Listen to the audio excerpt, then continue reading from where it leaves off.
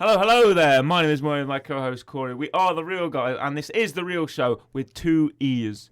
Today we are going back on an old favourite. Well, a new version of an old favourite, a season 2 of an old favourite. But as always, I'm calling my co-host Corey. How are you doing today, Corey? I'm doing very well, thank you. We're doing well today, Corey, aren't we? We are. We are very well. I noticed that we're in the studio at the minute, for those watching on our video version. On the video version on YouTube, you can watch it, listen to us on Amazon, Spotify, podcasts, wherever you get podcasts, Apple Podcasts, Android, wherever you listen to them. We're there, The Real Show, Real with 2 E's. And it's May, it's our Star Wars month. It's a very exciting time of the year for us. Correct. We like to cover all Star Wars, all of May, from May the 4th, Revenge of the 6th, Yep. Return of the 5th, all that Yep. kind of stuff. Corey, you're not got any headphones on? I know. Why's that? It's fine. Okay, I'll not pay attention to it. I forgot mine. Fair enough. Yep. And it still works for some reason. Yeah. Okay, good. You don't need headphones. You don't? Then why am I wearing mine? Yeah, just to look professional. To look professional. Good enough. Good enough. It's fine. Star Wars Visions. Correct.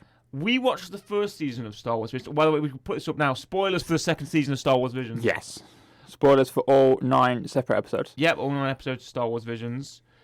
I watched this pretty much when they first came out on May the 4th. We were recording, I think, on May the 4th, weren't we? Yes. On that day. And then when I got home, I was like, May the 5th. May the 5th, sorry. And I'm going to binge them all. And I binged them all that night. Yep. And it was very satisfying. Yep. I enjoyed it very much. So now I'm going to do my best to remember what they were about. That's fine. And because you know when I binged them all? When? This morning. Excellent. So it's all fresh. It's all fresh in your mind. It's all fresh. Daisy in mine. Great. It's fine. It's fine. But no, this is the first time as well, technically. Well, shall we just say that the Star Wars Vision Season 1 Yes. got a 10 This reels. is what I'm mentioning. This is the first Okay. time, technically, we've had a sequel from something that got 10. Willow got 10, Okay. the film. They technically get a sequel in a TV series, but it's 2 separate. These are exactly the same format, exactly the same thing, Yes. same anthology series, different production companies from around the world, Japan, Britain, Europe, America, from all the continents of the world, coming together and making Star Wars animation in their own way. We're talking 2D animation, 3D animation, stop motion, hand-drawn. It's beautiful to look at, very, very pretty. Take us through, maybe we should go episode by episode, Okay. just recount our brief thoughts, so I'll let you... So, episode 1, Sith. Yeah, this is very, very stylistic. Yep. Black and white, almost, but with splashes. It's got splashes of colour, a little bit of ink, It's a bit about of... a Sith apprentice who... Yes.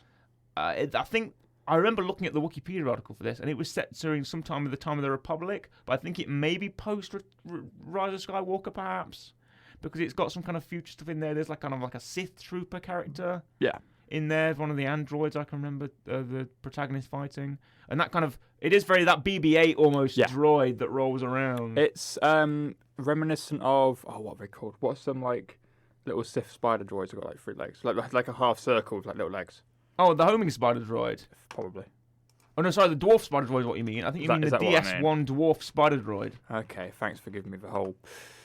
Yeah, that's what I mean. Yeah, exactly. Yeah. The dwarf spider droid. Yeah, it is very dwarf spider droid, isn't it? I thought so. Or droidica. Yes. With the 3 legs and the sort of ball droidica almost. Yeah, I like that. The Sith Lord that appears in this is actually one of the early concepts for General Grievous. Oh. If you didn't know that.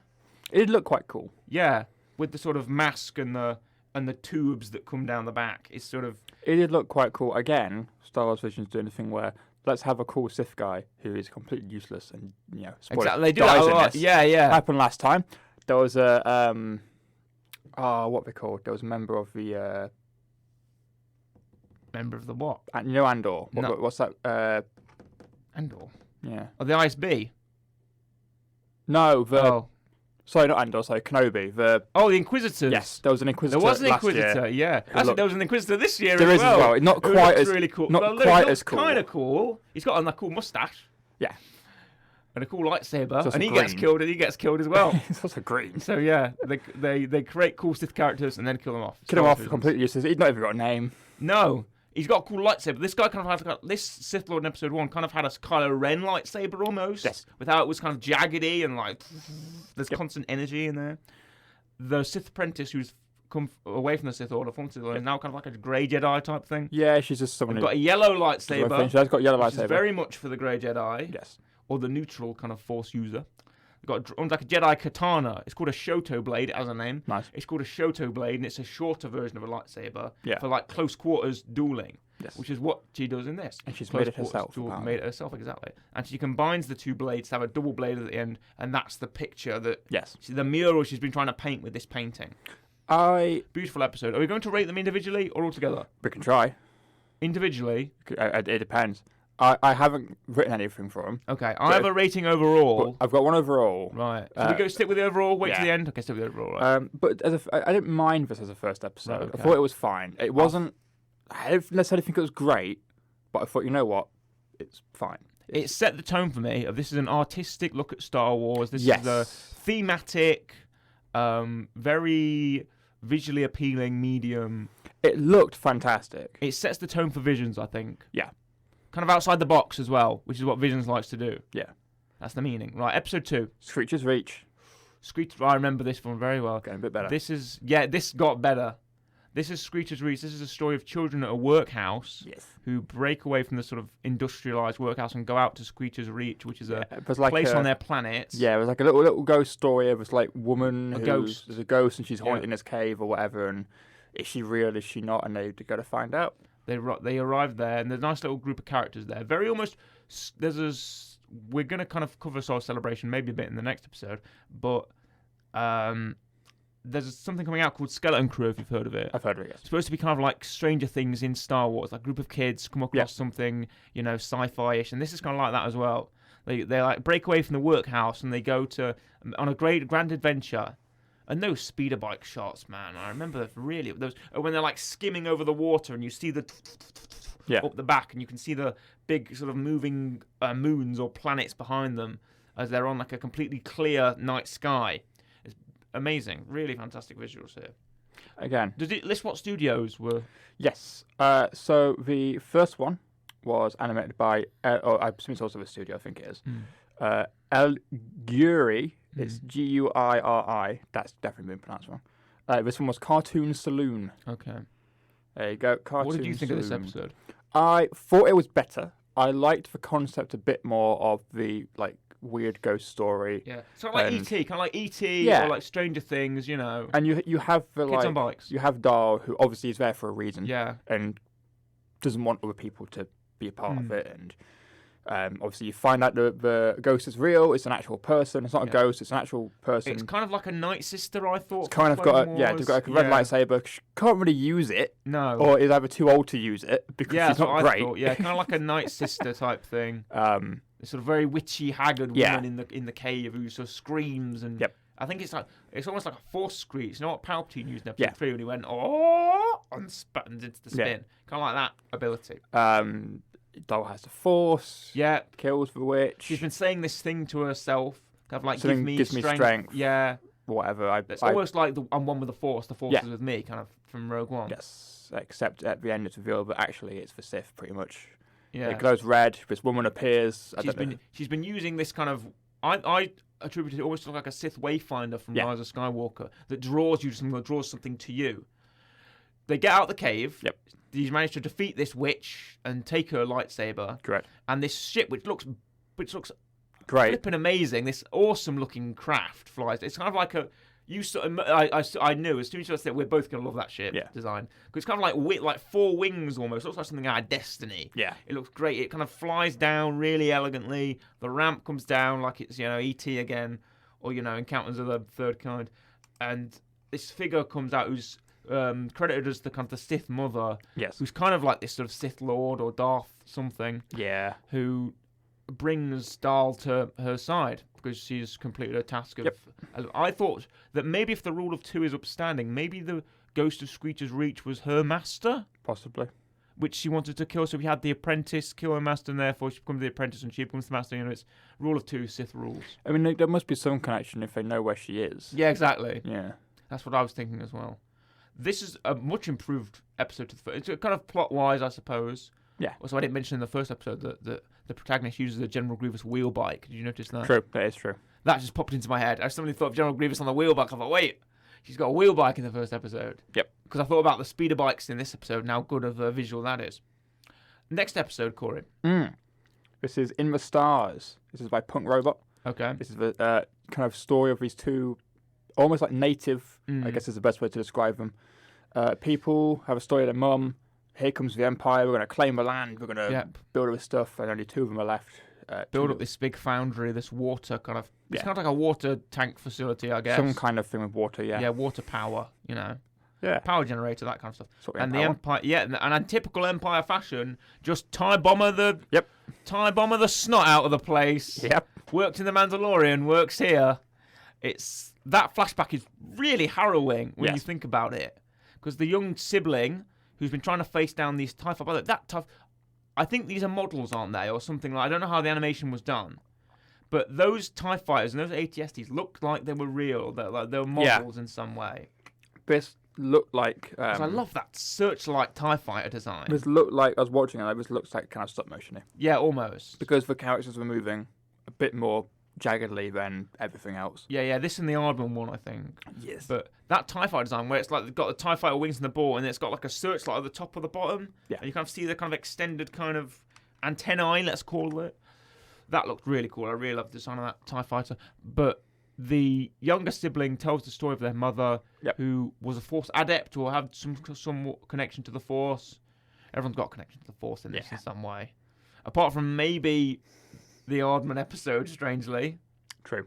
Where they're just good pilots. But the Force guides the mother to try and teach her children, but she can't do that before the Empire arrive, and completely waylays to the land, completely destroy it, and they just TIE bomber it all down, and she faces up to an ATSD, and the ATSD kills their mother, unfortunately. But it's up to them now. The older sibling is trying to make do and get enough water for them by stealing water off the Empire. But they both end up going to the facility at the same time. They get into a couple of fights, and they end up freeing their land by destroying the Imperial base. Correct. What did you think of this episode? Again, I thought this one was fun. I didn't like it as much as the second one, but I think I preferred it to the first one. I thought it was fine, but I was almost kind of like, okay, we've got the first episode, everything goes fine, kind of, pretty much. Second episode, bit of a twist. Yeah. It's also, I like how the second one, and we're going to with a couple of us, open-ended. Yeah, open-ended. Don't know what happens. Exactly. What happened to her, where she goes, no idea. Open-ended. This one, again, it was like, okay, it's gone well. They've, succeeded. Defeated the Empire, destroyed their base, using the Force. No, I could be remembering this wrong. I remember last time in Visions, I liked the fact that there's a lot of different open-ended, like a lot of it a bit more open-ended and a bit more kind of, where does it go? Exactly. I remember that. because I rewatched our Vision episodes, and you said the one with the Gemini Star Destroyer, where it's the twins episode, it was open-ended, and you really liked that. Because it just allows people to think, okay, well, I think that happened. And you go, nah, but I think that happened. And it's whatever. You never know. Unless Star Wars goes, you know what? Here's some more extended universe. You'll never know. I don't want to say you'll never know, because because I'm going to say Legends, because Visions is Legends. Yeah. Visions is non-canon. There are elements to canon in it, like, with some of Wedge. Wedge, in a minute. and the Snow Troopers and the ATSD and all that type of stuff. And actually, they really kept down on canon characters in this as well. We really only have kind of Wedge. Well, because last year the vehicles. Last year it had like Boba Fett and Jabba the Hutt. Yeah. And granted, that's the same episode. Yeah, exactly. And there were a lot of canon characters kind of put within it. Qui-Gon, kind of put within it. So it was, you could kind of like, oh yeah, I recognise this thing and this thing, and it's still true here. Like, I recognise a TIE fighter, an ATSD, a Snow Trooper, that kind of stuff. I recognise some of the ships in the race and some of the speeder bikes, that type of thing. Yes. But I didn't mind the third episode. I thought it was fine. I just wanted it something a bit different, and we got that with the fourth one. Yeah, I think the first episode was very much kind of the Empire's really been portrayed recently as kind of very realistic threat. Yes. They come in, they leave waste in their path, they subjugate population, and this was true here. The design of they make the ATSD intimidating, like in the Mandalorian, like it's this big hulking beast. I like that, as well as some of the action. I like that sort of stick weapon the older sister has, where it's kind of a fold out type thing. Yeah, that looks really cool. The action is done well. I love stop motion action, or like very sort of well done animatic 3D action. It's done quite well in the Clone Wars and done quite well here as well. Episode 4. This is Aardman's I Am Your Mother. Yes, based off of the I Am Your Father. Correct. Quote. Aardman, must have gone hell for leather on this because we're both big fans of Aardman Studios here. The fact it takes them, a whole day to do a second of animation, pretty much, which is also great. It's nuts when you work it out how much it takes. Exactly. And this is chock to the block with references. Not only does it happen on Chandrilla, which is the home world of Mon Mothma, it happens on Hana City, which is in, and that's actually the Royal Flight Academy on Chandrilla, which is where all the New Republic pilots are trained. It's Wedge Antilles in this episode, voiced by Dennis Lawson, who's the guy that played him in the original trilogy. He looks like such a Shaun the Sheep character. Yeah. He's like everyone's Shaun the Sheep. Everyone's, Wallace and Gromit, Wedge Antilles. Yeah. Which is great. The Aardman doesn't lose their style. I imagine if you were a fan of these animation studios, from wherever they're from, you'd recognise that style. Go, oh yeah, this is what this style looks like. We're British. We watch Aardman. We watch Shaun the Sheep. Every Christmas. Every Christmas, yeah. This is our animation studio. Yes. And when you look at this style, you're like, oh yeah, this is Aardman to the T. This is. I remember thinking, oh, this is exactly what Aardman would do. Yeah, exactly. They have a story of two Twi'leks. The Twi'lek daughter is being trained to be an X-wing pilot for the New Republic, and her mother is very embarrassing. Correct. She's got this kind of R2 unit dog, which looks fantastic. It's great. That's such an Aardman idea. Yeah. It's kind of like it's got like a big kind of. It's like a slinky. It's like a slinky dog kind of R2. It's got like a big tunnel on it and goes donk donk donk like that. And the annual parent-daughter race, parent-child race, is happening at the academy. Correct. There's a Wookiee family as well. There's like that posh sort of bully family as well. They've got like a blacked-out Naboo cruiser, which is cool. They've got a bunch of different ships there. The ship that the Twi'lek users is kind of like at their house, kind of. Yeah. It's kind of like a house big junker type haulage ship, which they're using. And the race itself is very well designed. It is well designed. It's very good. It uses a lot of creative movements throughout the city of Chandrilla. Yep. There's a lot of references in this to kind of other alien species and the New Republic, stuff like that. Very fun. And Aardman still keeps it light. Aardman still keeps it nice and entertaining for everyone. I like how the sort of bullies of the race use a mini Death Star composite laser. That's cool. It is literally a mini Death Star with the someone should investigate that family. Because maybe they're Imperial sympathizers. I don't know. I mean, look at that race and go, well, they literally are using a Death Star on the side of their ship there. Yeah. So that's not that clear. I don't think that's New Republic regulation, personally. No, I can't be doing that. Exactly. Can't be doing that. What did you like about this episode? The thing I liked about it was, one, it was fun, but two, it's completely different from any of the 3 episodes we've had before. Because the other 3, as much as they're different, there's some times where I'm like, I feel like it's too similar to each other. Whereas this was just completely different. Here's a fun racing thing for 20 minutes. Completely different. You love racing. You love Star Wars racing, so I thought you would really like this episode. It's just fun. You love a race in Star Wars, a pod race, a riot race, any kind of race. But no, this one was just completely different from the others, and I really enjoyed it. And also, it's like you said, one, it's Aardman, and two, they just seem to get it. Yeah, to get Star Wars. Got it. Star Wars is racing. Star Wars is high octane, weaving through buildings, woo, woo, woo. Like when it comes to the humor in the episode, they got it. Yeah, exactly. It was This may be my favorite episode out of them all. I don't know. There's a couple coming up that I like. What's up next? What episode's up next? So up next, we have Studio Mir, MIR, with Journey to the Dark Head. I quite like this as well. This was kind of like a very Cowboy Bebop kind of feeling, very almost anime-style animation. I really, really like this. Journey to the Dark Head takes us with kind of a group of Force adepts who live under these 2 statues. Yes, and there's a dark rain or whatever falls on the rocks, and it's really good looking. And it's hard to animate water. Dave Filoni will tell you in the Team of the Clone Wars, it's hard to animate water. Yep. But to do it so well when the water, there's a great deal of effort and time spent on the way the water reflects and what it means, because the thing is they have a stone, right? Yep. And it's the reflection in the stone. And the protagonist, the female protagonist, sees a reflection in the stone and doesn't know what it means. It's these 2 kind of figures. So there's 2 figures and there's a third one, but she doesn't know what it is. And then she gets told off by the guy for not being in tune or with something the Force. Yeah.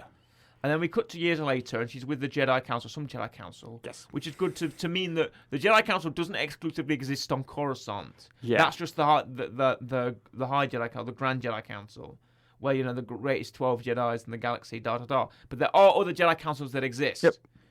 Throughout the world. The Jedi Order is expansive through billions and millions of planets, right? They're going to have more than one Jedi Order during the time of the Republic, more than one Jedi Council, I mean. So they go to that Jedi Council, who are the classic, decaying, archaic Republic, who bicker and don't believe each other. Yeah. When she says there's like a dark side well or something near the Dark Head, and they've got to destroy it. Yes.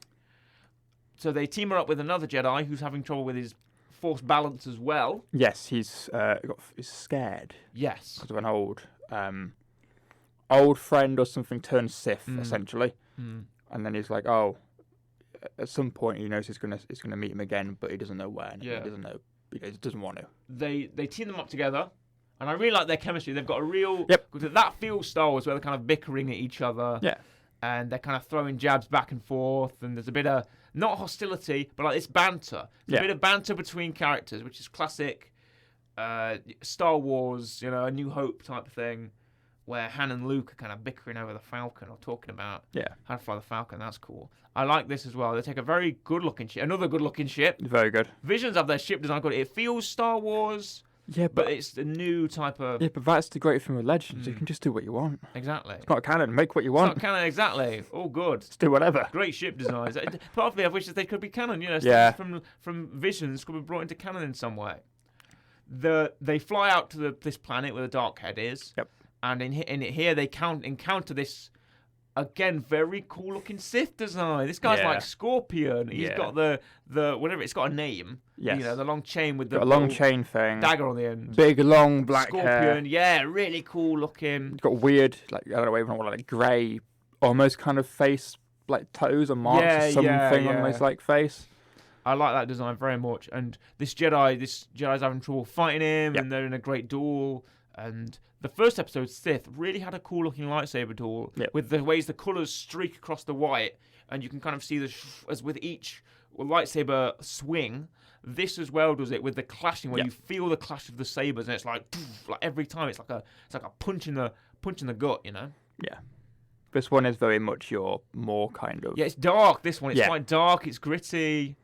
This is your more kind of we're dealing with a bit more emotion, a bit more character-based, a bit more...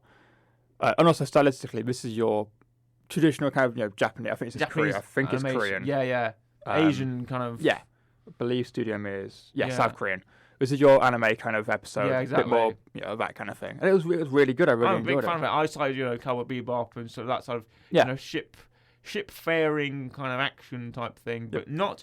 A bit far away from the kind of swashbuckler genre, a bit more like, these are emotional characters, and these are, there's going to be some tense moments here. Yep. And in all fairness, I think this one was the longest episode on by about 20 minutes. Yeah, 20 minutes, and it earns that. Yeah. It does earn that. This may be another candidate for my favourite. It's this one or it's the Arbor one. You like the Arbor one, yeah, I know you like the Arbor one. But this gets high reviews from me. I really like Children of the Dark Head. It's... feels almost very Clone Wars-y. This one, I think the next one, feel very Clone Wars-like to me. Or very almost, I think Rebels had a bit like the tone. Maybe late season Rebels, Clone Wars as well, perhaps. Yeah. What's in the next episode? So the next one is, and I'm definitely going to get this pronunciation wrong, Studio La Cachette. Okay. It's The Spy Dancer. Okay, The Spy Dancer. This one that I've not remembered as much, but now that you say the title, I can remember it. I remember it's fine. This is like your kind of espionage one, where it's a club for Imperials. It also brings back an Imperial vehicle that kind of has two wheels on the front, but it's like a cab at the top, and there's a gun out the front, and it rolls. Kind of, it's not so much a walker, but it's kind of like a little Imperial tank. Brings that back, which is really cool. I do also quite like how this one looks. This one's very stylistically different. Yeah. The Stormtroopers get to a club, kind of exclusive Imperial club. Yeah. And the entertainment there is rope, it's rope dancing. Yeah. It's got a name. It's where you kind of do the pirouettes in the air when you're suspended by like a rope. Or silk dancing, whatever it's called. And the pun name is, while Corey finds that out, the pun name, The Spy Dancer, is Cordelise. Cordelise. There we go. Aerial circus skill. Thank you. There we are. the main character in this episode is the spy who is the dancer. Correct. That's Who would have guessed that? Who'd have thunk it? The spy dancer working for the Rebel Alliance, trying to get her friends out off planet. Yes. She's got this ship, or her friend is trying to make this kind of... It's like friend, I don't know who it is. Yeah, exactly. It's a mechanic guy. Yeah. He's trying to weld tie wings onto some kind of other ship. It's kind of like one of those ugly ships you seem to like. One of those. It's kind of a very kit-bashed type escape ship. But meanwhile, a very high-ranking Imperial arrives to the group and to this go and watch the show. Because these stormtroopers are like, oh, you got to come in and watch the show, guys. You got to sit down and watch these dances. Yeah. Those type of stormtroopers. Yeah, that's what it sounds like. Yeah, they sound like that. Exactly. It's just like that. Her assistant, the main character's assistant, is cautious. She's kind of trying to play hostess. She's trying to smile and be happy for these stormtroopers, but she doesn't she hates them. She thinks, oh, the Empire's rotten, and she goes into the back and she's like, I can't keep this up anymore, she says. I can't keep this up anymore. And says, oh, just for tonight, so we can escape. Performance begins. Yep. Really, really good part of the swinging, and you can see the air movement, and you feel the swishing through the air. Really great animatic. The animation on everything, on every single one, we're not going to knock them for that. No, it's really good. Yeah, exactly. Take us through the rest of this episode. We've got this ISB guy. Yeah. Well, you've got you're doing the thing. They're putting like trackers on all of them so they can track where they're going and if they're chasing them or whatever. And then as she's flying around, she sees the officer sat, and she like almost falls over until she's caught by the other one. Caught by the other little assistant who wants to be part of the show. But finish it off, they fall on the floor. Everyone thinks it's part of the act. Everyone's clapping, shouting the name, and it's later revealed that the officer is like her son. Yeah. But we have a flashback. Yes. Her son was taken from her by the Imperials and by this old kind of officer. Yeah. With a cane. With a cane and a KX security droid. That's K2S, though. It's not exactly not K2S, literally. but it's the same droid model. It's got red eyes. He looks dead intimidating. I like that. I love the KX droid design. If you've played Jedi Fallen Order or Jedi Survivor, you'll know how tough these droids are. I like the design of that droid, so happy we get to see the little bits from canon. You see little bits here and there, right? But it turns out this officer is not a human, because you can see these. They're kind of like a Zabrak. They've got kind of horns on them. They've got little horns. That's the defining feature. But he's left with like little marks. Little nubs. Yeah. Because they've cut his horns off. He is the adopted son of the officer and her real son. Yes. Exactly. And they do the thing. Everyone is told to leave. Yep.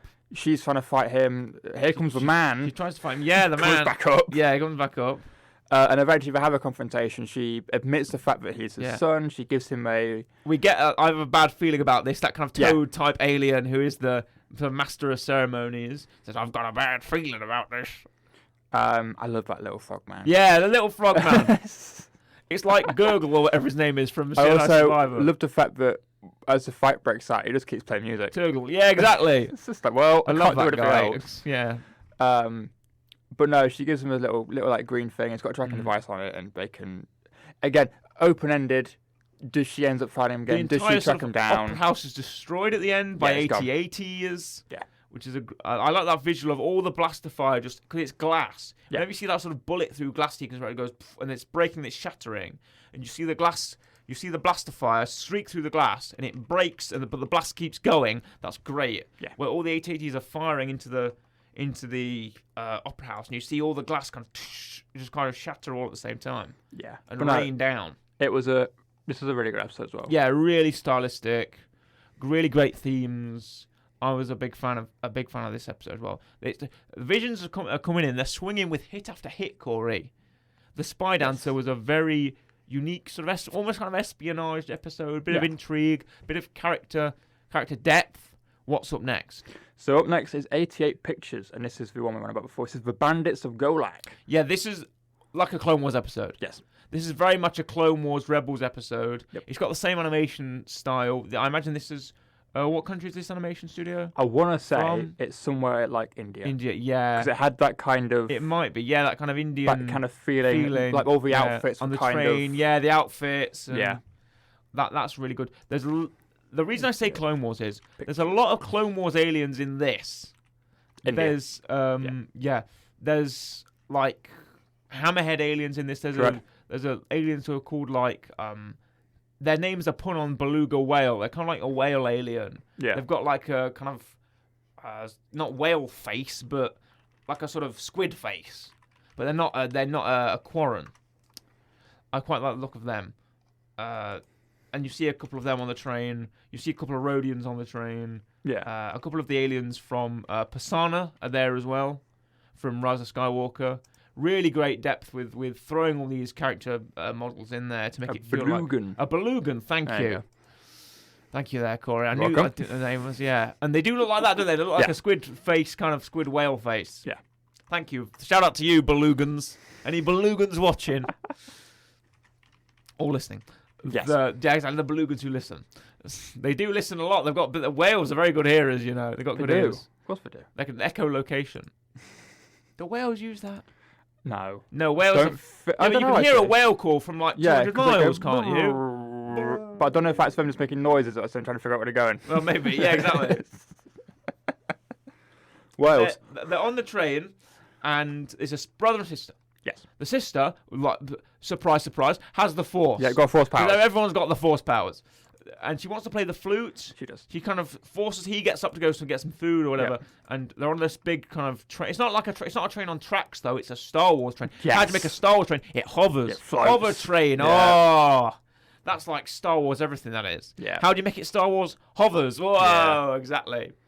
There's no wheels in Star Wars. There isn't any wheels in Star Wars. There is wheels. There is. Because the turbo tank has wheels. True. But there's also, I believe in Phantom Menace, one of the speeders, you can see the wheels on it. Oh. Obviously, that's not because it's Star Wars, because they had to do it in practical. The wheels, yeah, exactly. Practically make the move. Naboo, the green Naboo speeder. I remember the cannon on the back. Yeah, wheels. It's got wheels on it. Okay. She uses the Force on the flute. All the aliens are spooked. Here comes the Empire. Da da da. Get a lot of money for that. Stormtroopers. Yeah, exactly. They're a bunch of grassers, bunch of dirty grassers on the train. Snitchers. You know what snitchers get, Corey? Stitches. And they ended up in ditches. Yes. That's what happens to snitchers. And they get no. No, they don't get any. But they get in ditches. Yeah. The bandits arrive. Correct. They're riding kind of. I don't know if they're riding farthiers or some kind of like alien horse. Yeah. Good design on those. They're kind of like alien zebras. I remember. Yeah. Kind of like alien zebras. They're cool looking. They arrive to ransack the train just as it's arriving at its destination. Cool action scene there. They're on top of the train, on the sides of the train. Yes. That is a very fun sequence. But their target is they're going to this kind of safety village, right? Yeah. They end up going to. They get off the train. They get back in the train. The bandits can't follow them.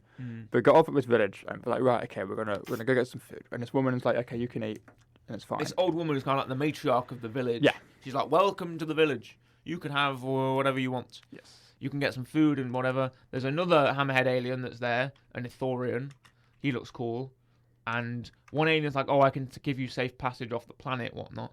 And then an Inquisitor arrives. Yeah. This guy owns the stage. He's got a big comedy villain mustache. He's green. Yeah. He's got like earrings and chains and stuff. He looks really cool. He's got like a sort of weird hat, because all the Inquisitors have weird hats. Yes. And he's with Purge Troopers, Corey. Correct. Phase 1 Purge Troopers from Jedi Fallen Order. Yeah. I love a Purge Trooper, Corey. They've got I don't know if they've had the rifles or the axes, some kind of, Purge Trooper weapon. Yeah. Like, oh yes, love these guys. Even though they do basically nothing in this. Yeah, they don't do much. No. And it's the Inquisitor who has a fight with the old woman. Correct. She is a Jedi. Yes, she also has the Force. She has the Force. And she has a cane lightsaber. Yes. Everyone's got a cane lightsaber.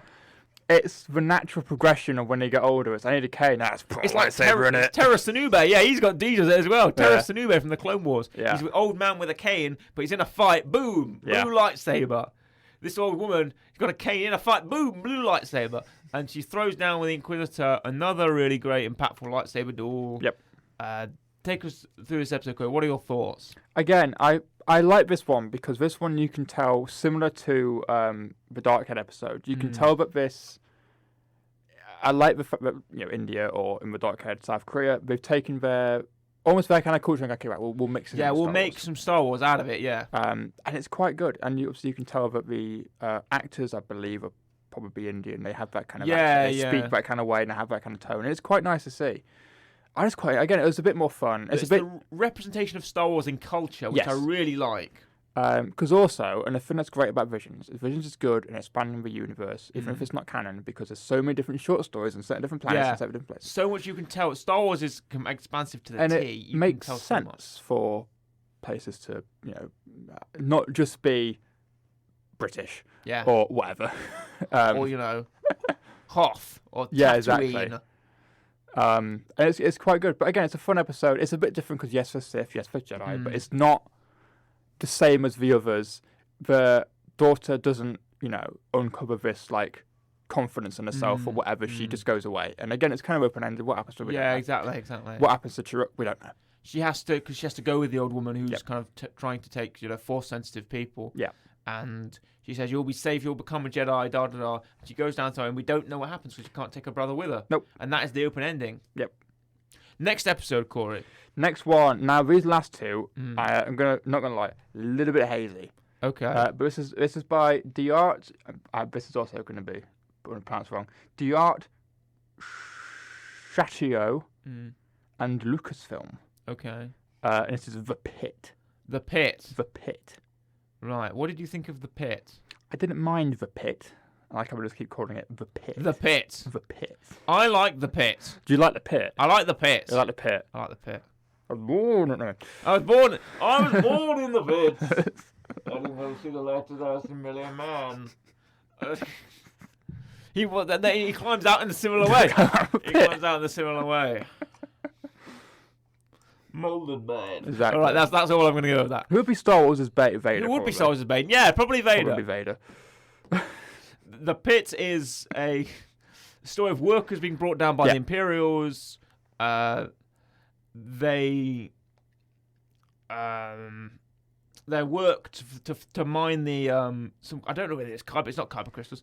It is kyber crystals, isn't it? Yep. It's for the monument in the city. Yep. Because the Imperials are building this great, it's almost Las Vegas type city in the middle of the desert, and they're mining kyber crystals for this sort of monument in the city. Yep. So all this work, this massive hole they're digging, these prisoners, just for this one monument, which is so Empire. Yeah. It's so Empire, isn't it? We're going to steal all your water. What's it for? Put it in these big vats. We're going to work you to death in this massive 200-mile deep pit. Yeah. What's it for? Shiny monument. Yeah. That is so Empire. Just the most excess of human life for nothing at all. Yep. Or for finery. And that's the most Empire thing ever. What are we going to do when you don't? We're going to leave you in the pit. Leave you in the pit. Leave you in the pit. They just take off all of them. Yeah. I do like the look of those landing crafts, though. I've got to admit. Yes. And they use the ITTs, or the Imperial Troop Transports, as well, which is cool. But it's the story of a freedom fighter getting up there, getting out of the pit when all these people are trapped in there, the responsibility of how to lead a group, and I really enjoy this episode. It's very again, it is very Star Wars Rebels. It's very sort of fighting against the Empire, and it's kind of Andor as well. I could see it happening in Andor. I could see this as an Andor episode. That's true. Yeah. It's like the prison episode, isn't it? It's like One Way Out. Yep. Because they're trapped in that. There is only one way out. Correct. Up. Yep. So, the Pit is a really fun episode. I did quite like the Pit. It was alright. I don't want to say fun. It's not. Human suffering isn't fun. Yeah. It's a meaningful episode, and it's it's worth its emotional weight. Yes. Okay, take us on, Corey. So, final episode. The finale. Triggerfish. Yes. Now I can't remember how his person's name's pronounced. Okay. It's AAU. All right. I'm assuming it's like Oars. Oh yeah. Oars Song. Or song. Again, can't remember this episode. Not to the fault of the episode. This is my memory. Being bad. Okay. Well, do you remember any thoughts on it? For a finale, granted, obviously this isn't a literal season. Yeah. But you would assume you put your best, some good at the start, decent in the middle, and you finish on like a big. Finish strong. Again, I didn't mind it. I thought it was fine. I thought it was fine. I feel like for this one it was alright. I thought it was decent. I don't know. I think at this point I was just kind of like, okay. I was hoping for something a bit different. Okay. Maybe end with something like the Aardman one. That's a bit less kind of. Do you think the order is potentially yeah. Mm-hmm. I just felt like okay, right. It's a bit similar again. It's a bit whatever, and I didn't mind it. It's not bad. Yeah. It's just kind of like okay, maybe something else. But as an episode, I thought it was fine. I thought it was good. It wasn't bad. It was decent. It was solid, but it could have been maybe a bit better. Of course, this is a story about an alien child who sort of longs to sing. Yeah. Raised by a sort of stern father, and their voice has an effect on the crystals of the land. Yep. In the nearby mine. Again, focused on kyber crystals. Yep. On the power of sort of saying the world of Korbo was once rich with force-attuned kyber, the crystal heart of the Jedi, and the crystal's power was praised throughout the stars till Agent Order of the Sith poisoned it, leaving it corrupted with the blood-red glow of the dark side. Yeah. This is a great story. This is quite a fun little tale, and I enjoyed it. It's only the last episode. Yeah. And I don't think it's as good as the Pit. It might be a bit of one of the sort of slower ones, but I had a decent time. I thought it was fine. I think I preferred the Pit. I prefer the Pit as well. I think I prefer the Pit. If they ended with a Pit, maybe I would have. Yeah. Because that the sort of triumph of the people of the city finding the people in the Pit is a great storytelling device there. Yeah, I think I prefer the Pit, but overall it was decent. It was fine. So what do you think of Star Wars Vision Season 2? Let's kind of round out with our real rating, and then we'll hit you with a weekly rec. Okay. So, overall, when I was first watching now, this... Season 1 got 10, bear in mind. Got 10 from me. We need to stress, viewer, we do not give 10s easily. No, you've only given 1. Rogue One got a 10. I've given 3. I gave School of the Rock, I gave this, and I gave Willow. Yeah. You've given Rogue One, that's it, I believe. I liked it. I thought it was good. It does what I want Visions to do, which is it tells different stories going on in the universe that make Star Wars feel bigger, even though it's not canon. Yeah. Little shorts, little snippets of different planets, different people we don't know. Great, cool. The only thing with this is, I remember last season being like, yes, you want like the one with the twins, the kind of like first samurai episode, the one with the robot who kind of has force powers. And I remember being like, not only are all these stories different and maybe a bit more unique and a bit more different, but all the Boba Fett and the Rock Band or whatever. Yeah, that's a good episode. I'm like, all these stories feel different, have their own characteristics. I feel like this one took the opposite. I feel like this season's more, here's these amazing art styles, which are all vastly different, but the stories of each episode lack. Yeah, stripped back. Last year's stories are better, but then also last year, a lot of the art styles were similar. Yeah. I thought this one, a lot of the art's different, but I felt like the stories are taking a bit of a dip. Yeah. So it's kind of... Well, I'm going to have to push you for a real rating, Corey. I'm going to give it about an 8.5.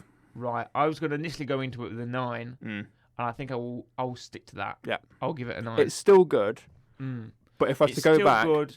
Yeah, I'd watch season year's. 1 would be superior. Yes. And if anyone would say, if a layman were to approach you in the street, Corey, and say, I want to start watching Star Wars Visions, what season do I start with? First one. You'd say the first season. And if you're going to make a season 3, have the animations from the second season. Yep. But and the have story from of the first season. Yeah, that's the way. Just do random stuff. You had a rock band and a robot with force powers, and like twins and a ship that they could both control. Double ship, yeah, exactly. Just do stuff like and a samurai. The designs, do stuff like that. But I admit the designs, the look of it all is very pretty to look at, wonderful to look at, full of guts, good pacing. There's the whole. But I feel like the stories may have dipped slightly here and there. There are high points. They're high points. But some episodes, just when you reach the end of it, just didn't land as much as the last episode or the 2 episodes before that. You know what I mean? Yeah. But no, it was fine. A weekly rec after those reviews of Star Wars Vision Season 2. I'm sorry to people who expected this to get a 10. Sorry about that. My disappointment, my condolences. Yeah. But a 9 and 8.5 is nothing to shake your stick at. No. Your weekly rec, Corey. Okay. Is it Star Wars related? No. Okay. Is it Visions related? Yes.